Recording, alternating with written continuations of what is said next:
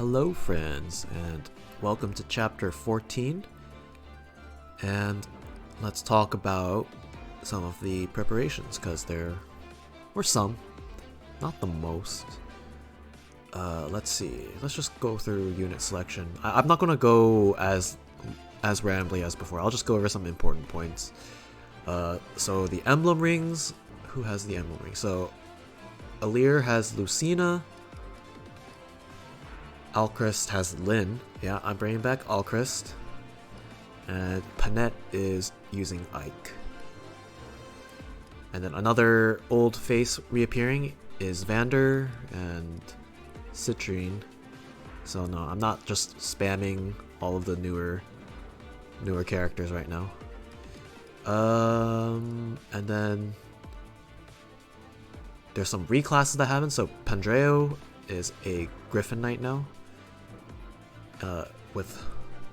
I gave him sword, and then Griffin Knight. Kagetsu, I gave him axe proficiency, and then pivoted him to Wyvern Knight. And I believe that is all.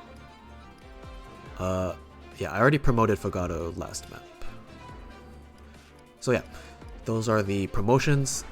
Flying's pretty important because right at the start there's this moat that is pretty tough to deal with in a fast, pretty hard to go fast paced if I only have a few units going over. So yeah, that's why I did Pandreo Griffin and the Kagetsu Wyvern Knight.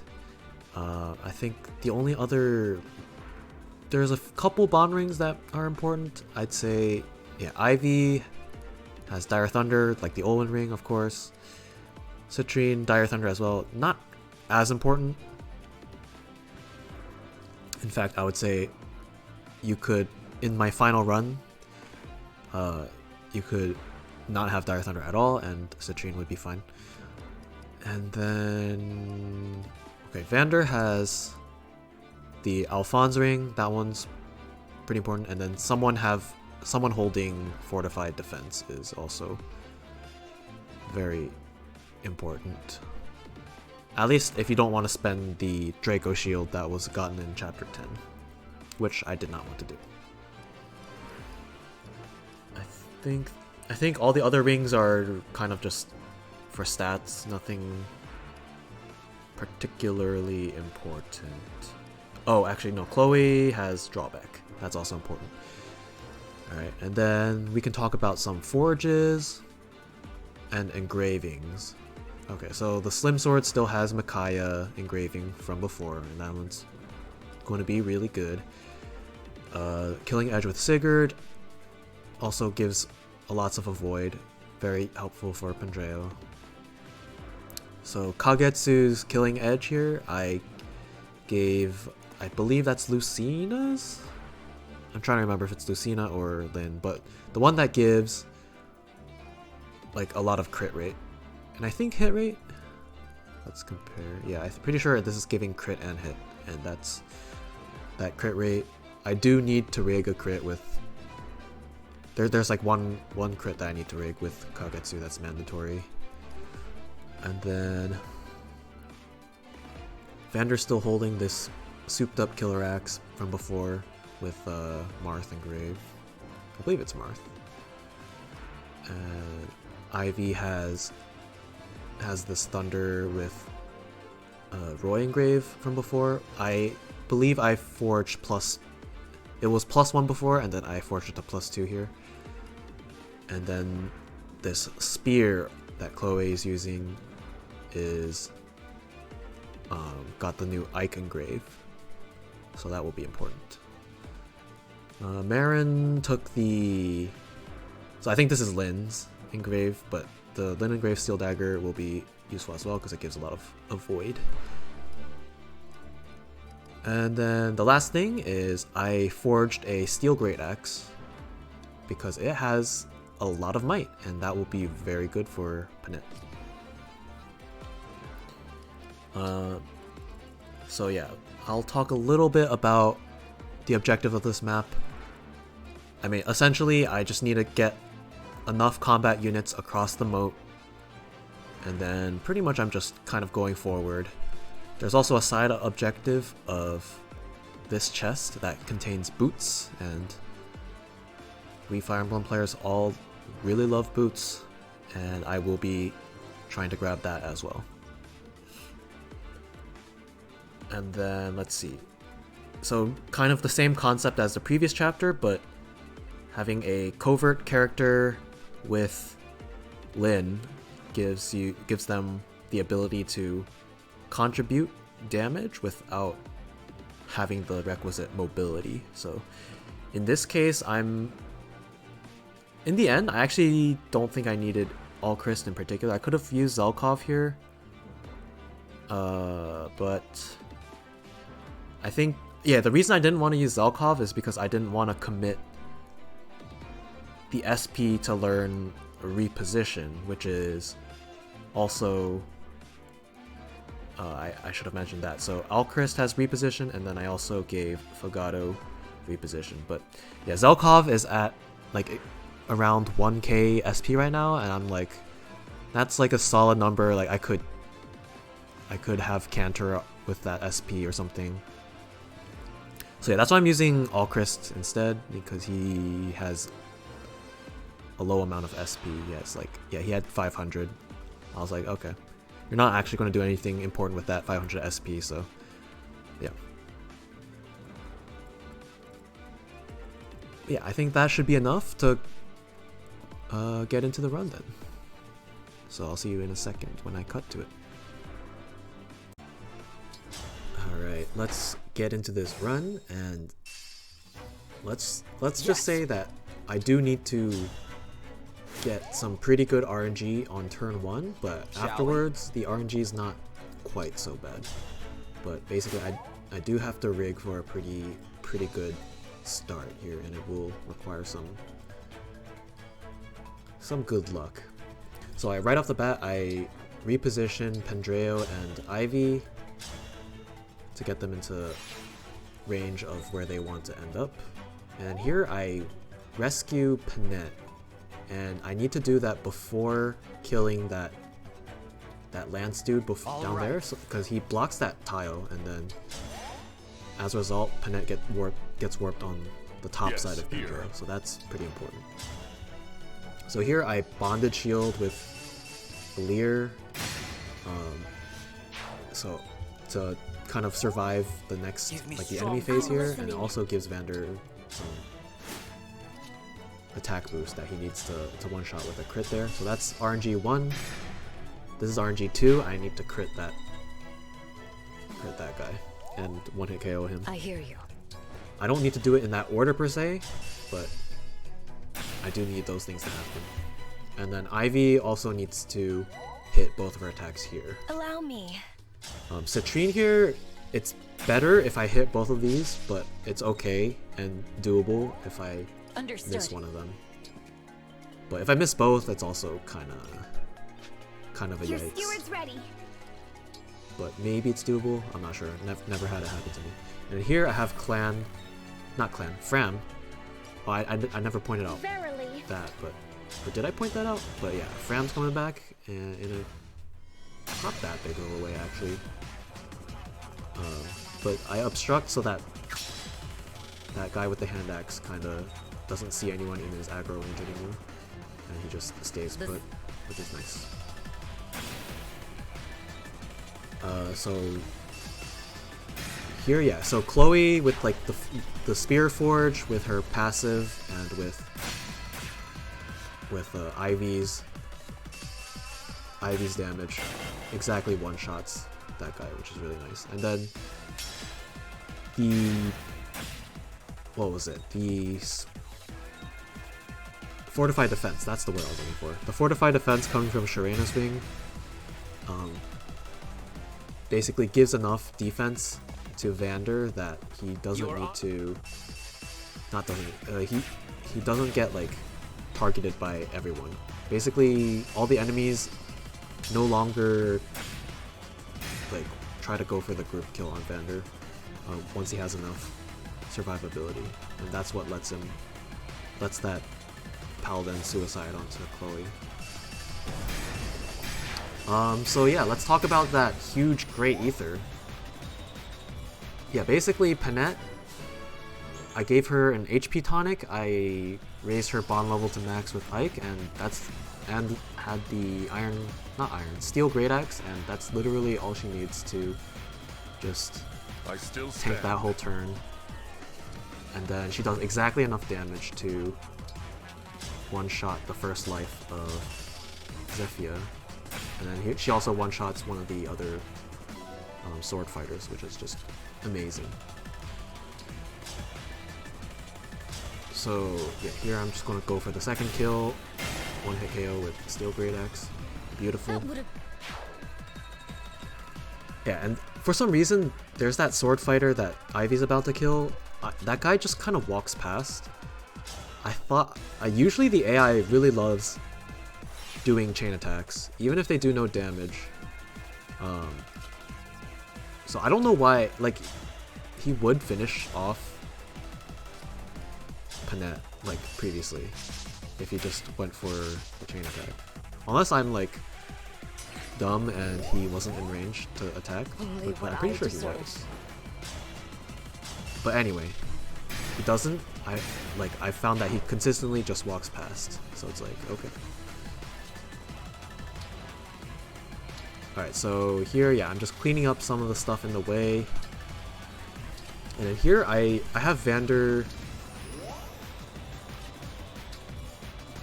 over there. He just basically needs to move to the opposite side, because what's going to happen is Marnie, I don't want him to be in range of Marnie. I want Marnie to always attack Ivy. It's essentially what this boils down to. So I take a kind of weird formation in the enemy phase here. Like, it looks weird, but trust me, and it all works out. Now I'm just trying to configure my starting characters in a way that baits the Axe Wyvern, because he will be annoying otherwise. And that's also, like, kind of another reason why I like Alcryst here, to help kill that Wyvern, because he's very tanky.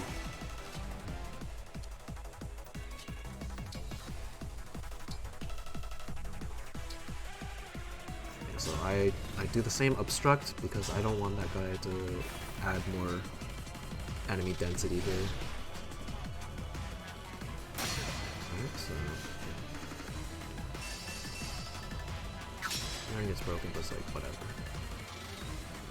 And then the longbow goes for Vander, so he's bond shielded. And then yeah, Marnie with her Hurricane Axe just goes for Ivy here because Ivy has less resistance. I think, yeah, I'm pretty sure she has less resistance than Kagetsu. And then, yeah, so I don't know why that guy attacks Pandreo instead of Alear, but I take it. So but that's one of the reasons why Citrine, if like Citrine hit both of her attacks on turn 1, I'm pretty sure Alear would still be full HP. Or is it? Maybe that's the guy who... No, I could be wrong. Maybe the guy who attacked Pandreo is the one that would have been dead already. I'm just gonna shut up because I'm not too familiar with this situation, because it's like it looks a little different than what a lot of the other runs that I've attempted. So I can't speak for exactly what's going on with like the AI and whatnot. But here I'm going to finish off the second life of Movier, except normally, okay, so actually I was mixing up my clauses before. So normally Ivy would not be this low HP. That's actually the main effect of Citrine missing both. Because normally if Citrine hits both of her attacks, that cav is too low too low damage to attack Ivy and survive, but because he has enough HP to attack Ivy and survive, he does that. So here I'm like panicking, I'm like, what the hell do I do with low HP Ivy, and Mauvier does not have like very low accuracy. So right now I'm kind of like improvising. I actually have not done what I'm going to do, although I screw up a little. But yeah, right now I'm just like gauging my options. But yeah, as I said, a lot of this is improvisation, so it's going to take a while for the video to show me making progress. But yeah, here I kind of try to burn more RNs and attack Mauvier again with Lv5. The reason I'm attacking with Lv5 is because I want this specific position, because it lets me put the bond shield with Alear on Ivy, Vander, and it will let Pandreo join the bond shield as well. But what I kind of realize is that I don't actually need that bond shield position, because with the way the enemies are positioned, I actually can prevent Vander from getting attacked if I just use bodies to block. And if Vander's, you know, not in range to be attacked, I don't need bond shield on him. So yeah, what I end up doing is Vander still goes to that position, but this time I use Ivy's Thunder instead of Lv5.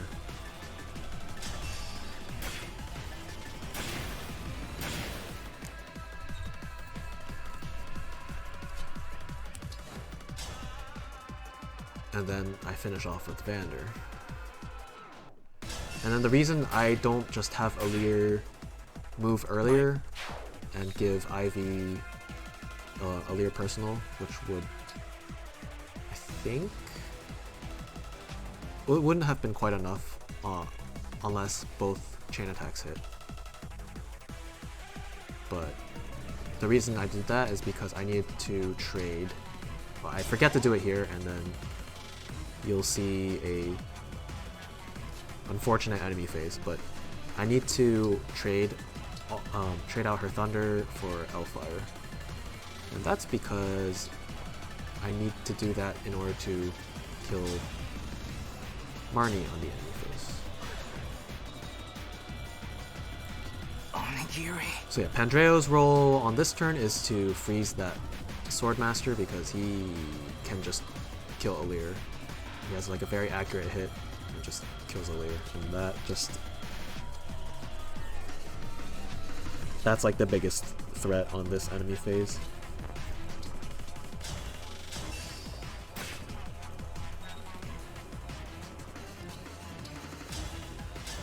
So as I said, I will end up having to redo a bit of this turn because I forgot to trade out the Lv5.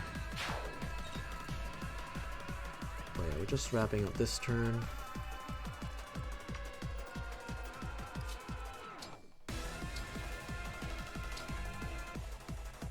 I'm seeing if I can do anything with Obstruct here. Not really.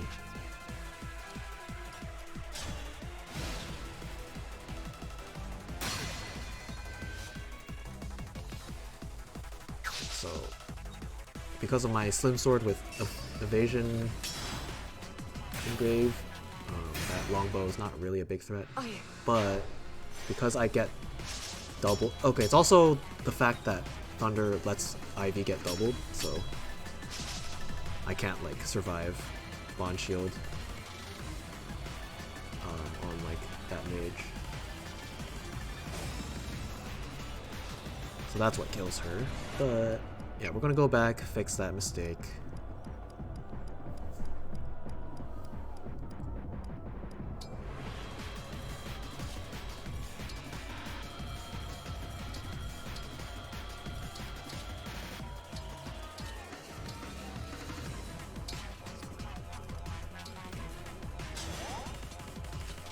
But yeah, so this exact positioning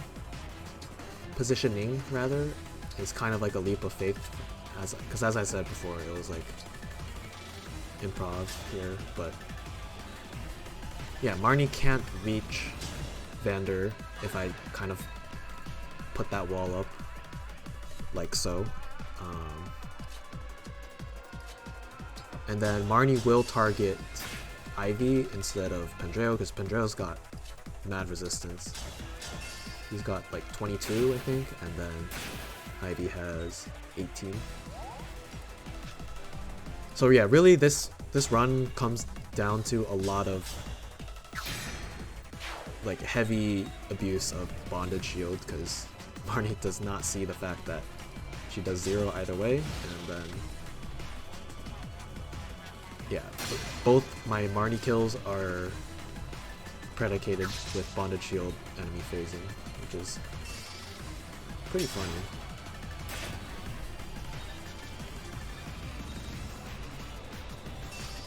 Yeah, and then the mage with wind also goes for Ivy instead of Kagetsu, which is like very amazing to me, because Kagetsu is like really low right now. I have no idea why it doesn't just go for him, but I guess it's also again, bonded shield probably doesn't see that Ivy would survive, but thank God for that. Alright, so here now Vander is close enough to provide the Alphonse ring effect, and I will need that for dealing with Hortensia here. Yeah, and then Merrin's pretty much her only objective was to grab the boots here.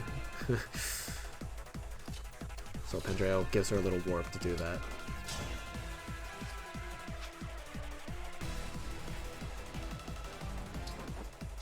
Alright, so here I'm like deciding how I want to do this, because I don't like this configuration too much, where the monk is chain guarding from the front.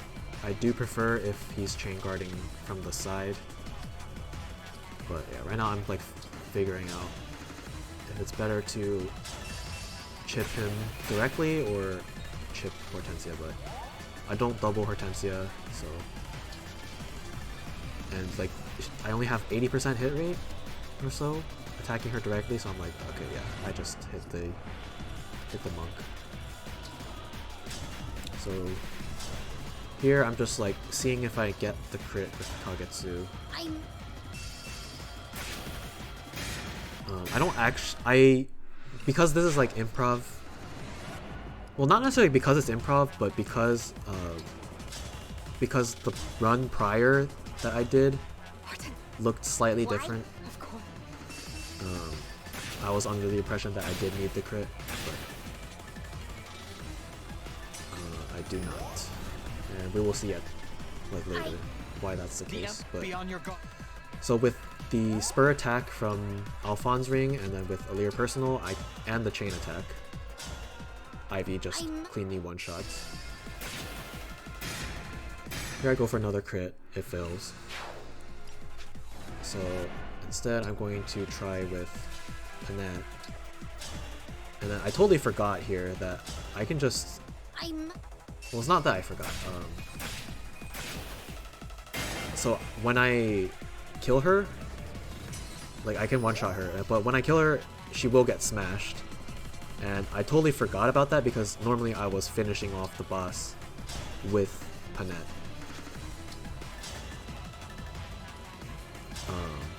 But I'm like, okay, that's fine because I still have Astral Storm.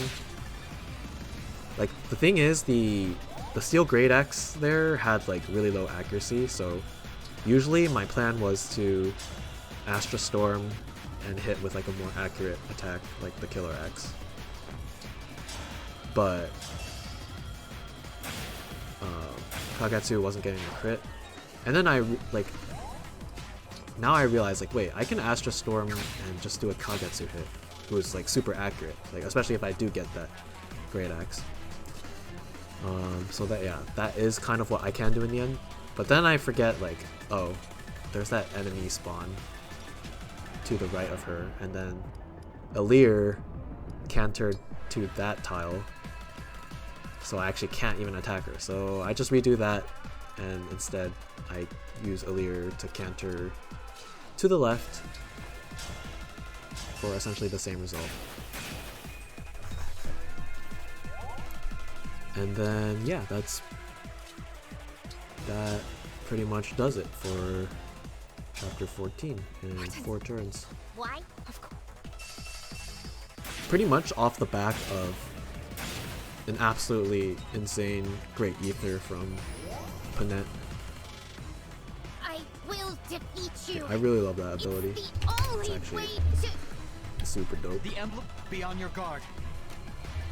Like before, I thought that like I might not get great use out of it because kind of have to be tanky, and like Ike is not doesn't have like any mobility, so it's like how are you gonna get to like a pack of mobs? Like, but then it's like I don't have Sigurd, I don't have Celica, I don't have Bakaya, so it's like actually kind of works right now. So yeah, I think I've rambled long enough, but you can see that this will be GG. I'll see you in the next video.